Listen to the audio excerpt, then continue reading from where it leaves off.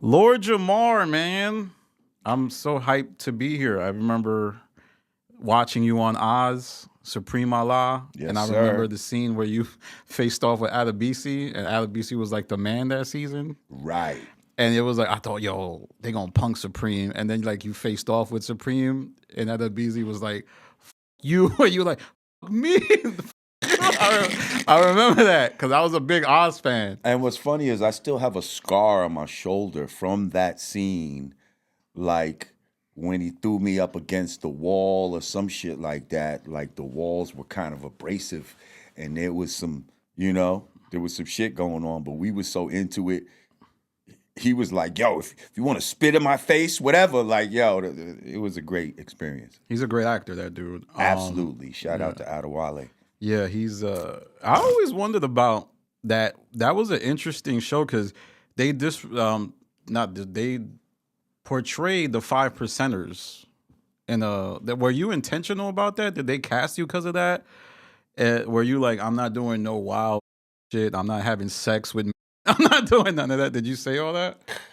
So the story goes quickly. Me and Dean Winters, who played O'Reilly, became friends. Um, he would come to some hip hop events. I would come to some of his world, acting type of shit events. One day, maybe after knowing him for about a year, he asked me would I ever want to be on the show. I was like, fuck yeah. You know what I mean? So he brings me, sets up a meeting with Tom Fontana, who is the creator, writer of Oz. I go in there, and dude is talking to me like I ain't even got an audition type of shit. Like I'm gonna be on the show. We just have to figure out who you're gonna be. So he starts telling me about a Jamaican undercover cop who ended up being played by Lance Riddick. Rest in RP. peace, Lance Riddick. Mm-hmm. Lance Riddick. First of all, that was the first time I ever um, even saw who Lance Riddick was. Got introduced to him, and I now to this day I'm honored to have worked with him. But anyway, Mobay. so when he said Mobay, I was like, nah, I don't want to be no cop. I don't want to be no snitch or nothing like that. You know what I mean? So he's telling these are roles that he already had in his mind. And so when I'm kind of like turning this shit down, shooting him down, and then he's like, and then I said, so have you ever heard of the 5% Nation? And he's like, no, what's that? And I'm like, well, it's kind of like the Muslims, you know what I mean, but a little more street. Um, you know, and we teach that the black man is God, and it's pretty prevalent in the jail system, especially in New York. So he was like, let me ask you something. Now I'm sitting there with him, just me, him, and Dean Winters. So he's like, so if the black man's God, does that mean the white man's the devil? Now you hear the hush in the room right now, right? It was that kind of silence in the room for a second. Now, right now, this is one of those times where character matters. See what I'm saying? You could be scared to say the right answer because you think maybe that's going to fuck you up or whatever the case may be. I looked him in his eye and I said, yes, it does. You know what I mean? Yes, it does. So maybe a little silence for another 2 or 3 seconds. And then he says, I love it. Boom. You know what I mean? So yeah, I started telling him, you know what I mean? And I kind of already had the name Supreme in my mind. Like that's a good standard, like 5% name that you would hear, especially back in the days. And I had a friend that I grew up with back in the day whose name was Supreme. Mm. So anyway, yeah. So when I told him that, he was like, "Oh yeah, bet." And actually, the stuff I told him, as far as like describing the basic the 5% Nation. He put that word for word in the script when I walked into the jail. And he was like, who's that? He's a 5%er. Who are the 5%ers? Everything I said, he put in the script right there. I remember the Italians in the show were talking about you, I think. Like when Pancamo and Harold was talking about me, and because he acted like he knew me from the street already. See, Augustus. Augustus Hill, right? I forgot. I remember I watched this show. It's funny because I forget some of the show names, but I know him as Harold. So yeah, he was talking about me. I think O'Reilly a few people talked about me when I first walked in. A lot of that dialogue came from that meeting. After that, my storyline was some shit that Tom Fontana wrote. But also in that meeting, he also said, one of the first things he said, now aside from getting fucked, he said, what wouldn't you do? And I said, you know what? I'm glad you said that because I am not comfortable with anything like that. Any kind of, you know what I mean? Sexual activity and all of this type of shit. So he says, now you might get thrown in the hole and you would have to be naked. Would you have a problem with that? And I said, no. Not really thinking that he's going to hold me to it. But I was like, that, as long as it's not gay, I'm good with it. No. And sure enough, he held me to having to fight with Augustus naked. Okay. But, in the shower, it right? wasn't, it wasn't gay. Yeah. Well, because it's like a realistic jail scenario. Exactly. Right? Like, what the you gonna do? Be like, hang on, let's put our clothes on and then fight type of shit? Like, this nigga's coming at me now. We got to handle this shit. Were you shocked when you died? Because I remember the death was kind of funny. Like, you ate some shit. They blew some eggs. You look like Martin when he fought Hearns. And yes. I was like, how did they do that? Did they put like makeup on you? So first of all, every week you got to read the script to find out if you live in a death. To be honest, I didn't think I was going to last that long. You understand what I'm saying? Because as far as rappers went, LL Cool J was like on it briefly. Only other rappers was on there for 2 episodes. I did 12. Yeah, that's a lot. Okay, that was like a season and a half. So when I saw that I was going to die in the sky, I was like, oh, come on. You know what I mean? Like, and I'm like, am I really dead? Like, they don't show me. so whatever the case may be, the show was wrapping up anyway. They knew that the whole thing was closing anyway. So he's like, listen, Supreme's time is done. Nothing we could do. So how we did the egg thing, I had to take a facial cast, and I still have the mask. They made a facial cast of my face. So I had to sit with a fucking straw and all this type of shit for like an hour or some shit, maybe. I forget how long it was for that shit to get hard. Then they made these prosthetics, and what they did was they shot it backwards. So they put all this shit on my face to make it look like it was swollen, and then they would take it off. They would take some off to make it look less swollen. So yeah, they would shoot the process backwards and then show it to you in reverse type of shit. How did they know the show was over? Did they just know it was the last season? They were told? Well, he, as the writer, felt like he had nothing more. Like that was it. Like the story he wanted to tell was supposed to be a Greek tragedy, basically, or some shit like that. It ends with a play. Huh? It ends with a play, like the show ends like kind of like a Greek tragedy. Yeah, that's what Augustus's character was supposed to be, like the narrator of a Greek tragedy. That's why he'd always be in those isolated situations and shit like that. So yeah, he just felt like he ain't had no more to say as far as that show was concerned. So it was just, it ended. Did you see Zoe? Zoe. You ain't see so Dean Winters, who plays O'Reilly, and Lee Turgensen, who plays Beecher. Right. They did a YouTube with Tom Fantano, and it's like they out in the free world.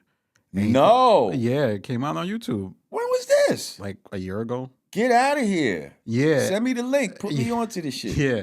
And it's like, obviously he can't use the IP. Right. So he has to call it Zoe. And he's like telling B. Oh, so it's Zoe, not I. Exactly. Ah. It's like if we named the group Nan Boobian. Just like, Right. Like, just not get So Yeah. man, Boobian, that's funny. Wait a minute. So Beecher is out on the street? Both of them are Who else? Beecher and O'Reilly.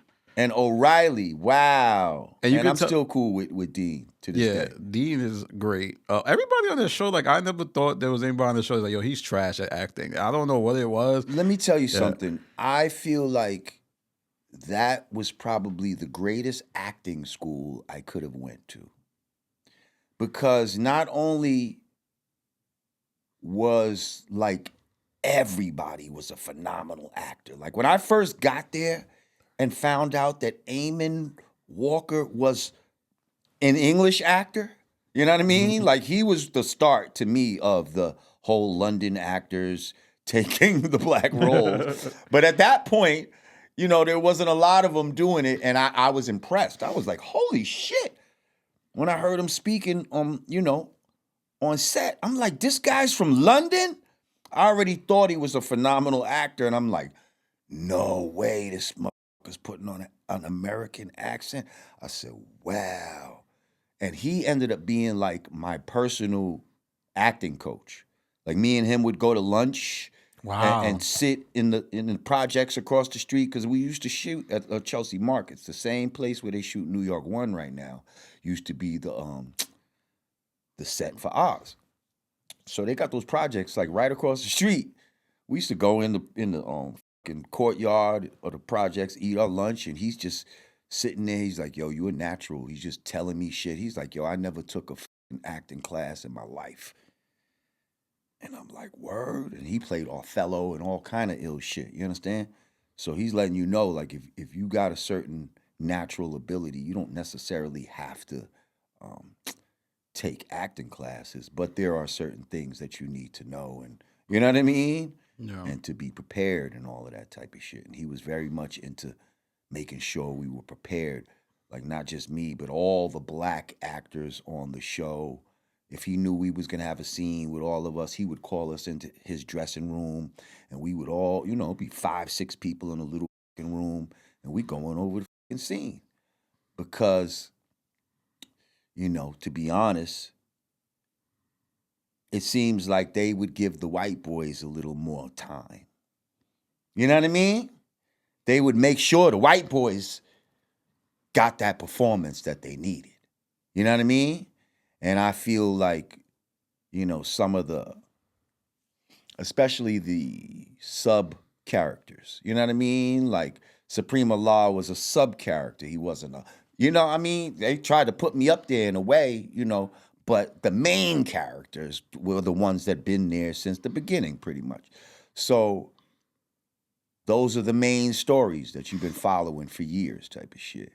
And I feel like the sub characters, they, get your shit and let's keep it moving. Like, you know what I mean? So Eamon used to make sure that everybody was ready, like even the extras that might be in the scene, like,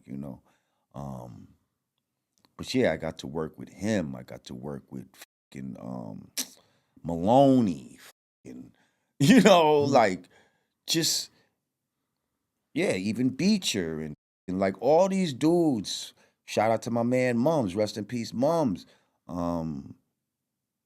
Just all these talented people that, brought you in. Nobody was acting like, this dude, he's a rapper type of shit. Like, you know what I mean? Like, I don't want to with him. Like everybody, you know what I mean?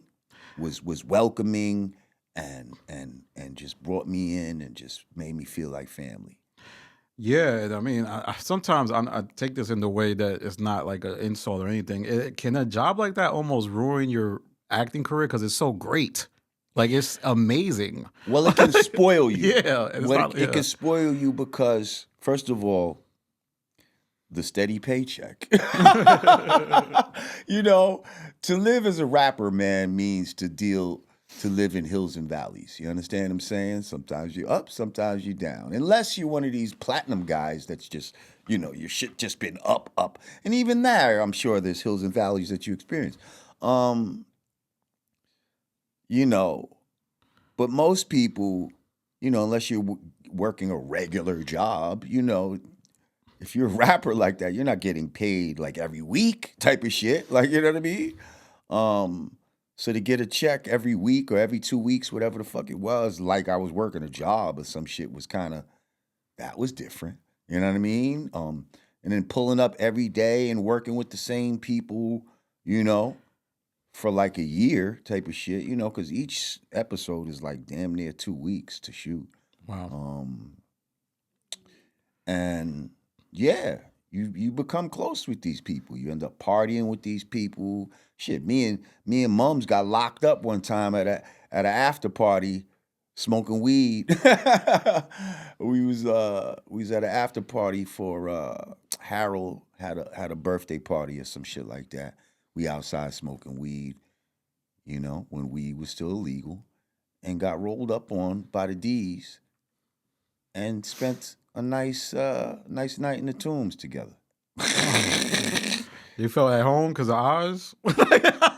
Well, did you get into character? It was funny because now people, once we got in there, people recognized us and all of that, and so the CEOs kind of put us in our own little. It's not funny, but it's funny. Yeah. And it wasn't no punk shit. I done been through the system before without nobody, but it was just good to be. You know what I mean?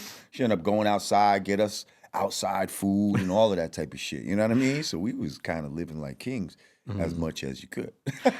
Yeah, I mean, Oz was really ahead of his time, just thinking about giving voice to people in jail. Right. Even though it was a little bit exaggerated, because I've known people in jail be like, yo, this is not.